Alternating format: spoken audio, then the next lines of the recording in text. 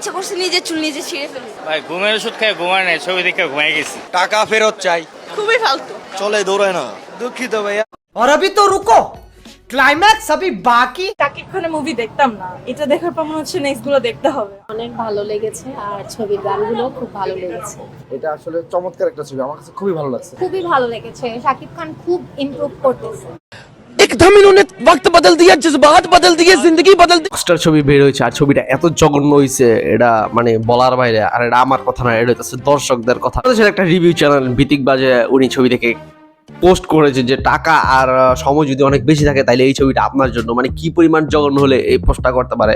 তো এই হিভি টিভি বা দর্শকদের কথাবার্তা প্রথম দিন থেকেই নেগেটিভ। টুইস্টের বিষয় হইতেছে এর বিপরীতে আবার অসংখ্য মানুষজন বলতেছে এটা বাংলাদেশের বেস্ট ছবি, এর থেকে বেস্ট ছবি আর কোনোটা হয় নাই। বিশেষ করে মাসুম নামে একটা রিভিউয়ার আছে, উনিও বললো যে এরকম ভিজুয়াল বা সিনেমেটিক ছবি সে কোনোদিন দেখে নাই। তারপরে হইতেছে কাজল আরফিন, অমি, তারপরে যে পলাশ যে নাকি ব্যাচেলর পয়েন্টের, আর অনেকেই বলতেছে এই ছবিটা অনেক সুন্দর। তারপরে হইতেছে এই ছবিটা সবার জন্য না।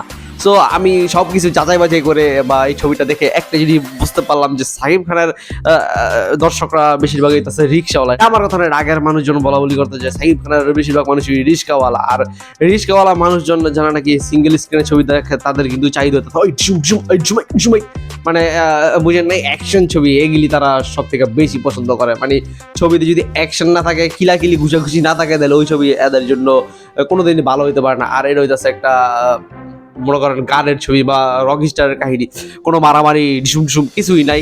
ছবি কাহিনীর উপরে নির্ভর চলতেই থাকে, যেটাকে বলতে পারেন স্লো পয়জন। তো এই সকল ছবি ভাই যারা ঢিসুম ঢিসুম ছবি দেখতে যায় তাদের কাছে বোরিং লাগবে, তারা ঘুমায় যাইব, এটাই বাস্তবতা।